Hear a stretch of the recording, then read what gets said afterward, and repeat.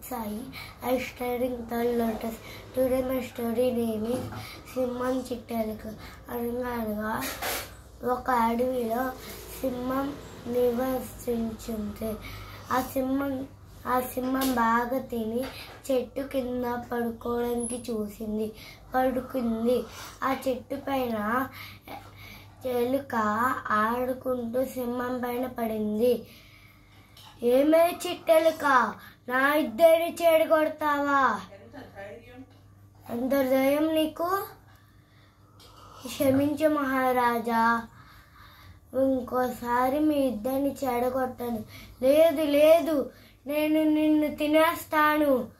లేదు మహారాజా, క్షమించు మహారాజా, ఇంకోసారి మీరు ఎప్పుడైనా ఇబ్బందిలో ఉన్నప్పుడు సాయం చేస్తా.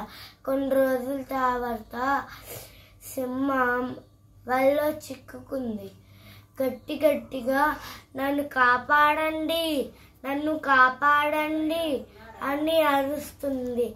చిట్టెలుక ఆ మాటలు విని అవి సింహం రాజా మాటల్లాగే ఉన్నాయి, ఒక్కసారి వెళ్ళి చూద్దాం.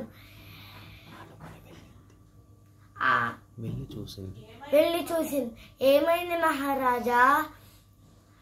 మీరు వాళ్ళలో చిక్కుకున్నారు, ఇప్పుడే మీరుని కాపాడుతాను.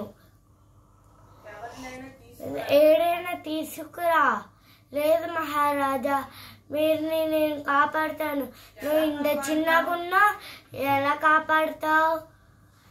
హా, సరే కాపాడు చూద్దాం. నా పళ్ళతో ఈ వల్లని కొరికి కాపాడుతాం మహారాజా. సరే కాపాడు. అలాగా చిట్టెలుక ఆ వల్లని కొరికింది. సింహము బయటకు వచ్చేసింది. Thank you.